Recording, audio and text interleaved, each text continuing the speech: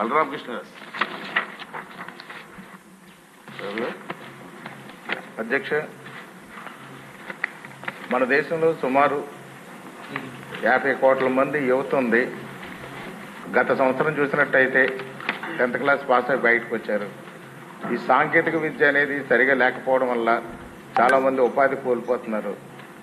ఈ ఇంజనీరింగ్కి ఈ తల్లిదండ్రుల ప్రోద్బలము, ఇంజనీరింగ్ కాలేజీల ప్రోద్బలంతోనూ ఇంజనీరింగ్లు జాయిన్ అయ్యి వాళ్ళు కొన్ని సబ్జెక్టులు చదవలేక, సరైన పరిజ్ఞానం లేక కొంతమంది డ్రాప్అవుట్స్ అయ్యి ఆగిపోతున్నారు.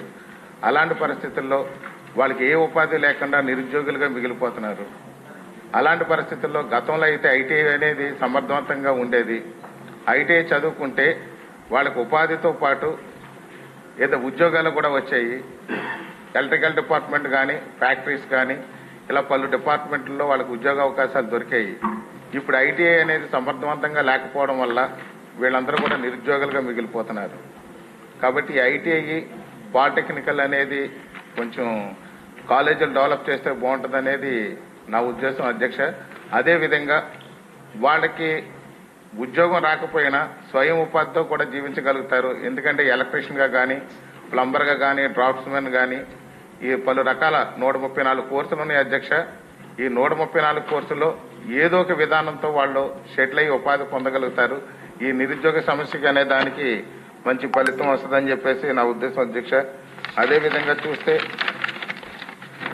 దీంట్లో పూర్తి స్థాయిలో ఇప్పుడు ప్రైవేట్ కళాశాలలు ఉన్నాయి. ఐటీఐ అనేది, పాలిటెక్నికల్ అనేది, దాని మీద సరైనటువంటి పూర్తి పరిజ్ఞానం ఉన్నటువంటి ఈ యొక్క లెక్చరర్స్ కానీ, వాళ్ళకి సంబంధించినటువంటి బోధనా సిబ్బంది లేకపోవడం వల్ల వీళ్ళు మధ్యలోనే కూడా ఈ ఐటీఐ, పాలిటెక్నికల్ కూడా ఆగిపోవడం జరుగుతుంది.